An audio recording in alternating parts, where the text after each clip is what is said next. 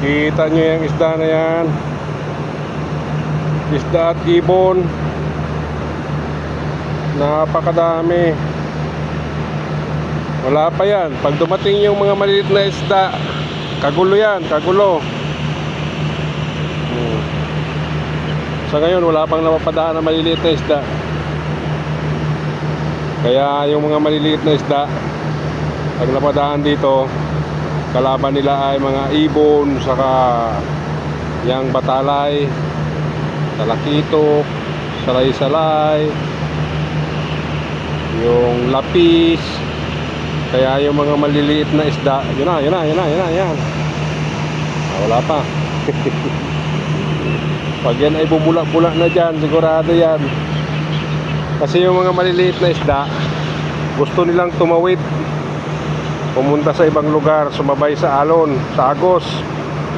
Ang problema, may mga nakaabang talaga.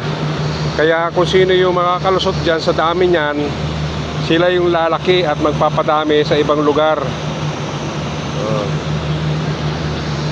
Kasi nagpapaanod sila sa lakas ng agos. Gawa nga na nung klima. Pag nagpapalit ng klima, yung mga isda rin sumusunod sa agos para hindi sila masupukit or mawala ng tawag to, oxygen. Kasi may tubig na sobrang init or may sobrang lamig. Kaya kailangan nilang umalis doon sa lugar, sumabay sila sa agos. Ang problema nga siyempre, parang tao rin yan. Sa iyong paglalakbay ay maraming nakaabang na hindi maganda.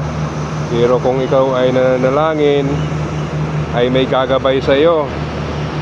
Ang swerte lang dito sa mga isda na itong tatawid, kung may makakasabay sila na isda rin na hindi sila makakain, or meron silang mga kahoy, mga kung ano-anong mga bagay na lumulutang na pwede nilang pagtaguan, yun, hindi sila makakain ng kapwa rin nila isda. Kasi yung mga isda, kakainin din nila kapwa isda.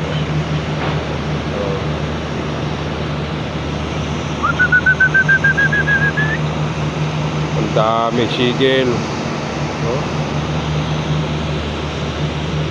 Ang dami. Di ba? Yun lang mga kalapatid, mga kaibigan, mga ka-offshore. Thank you for watching. Trabaho naman tayo.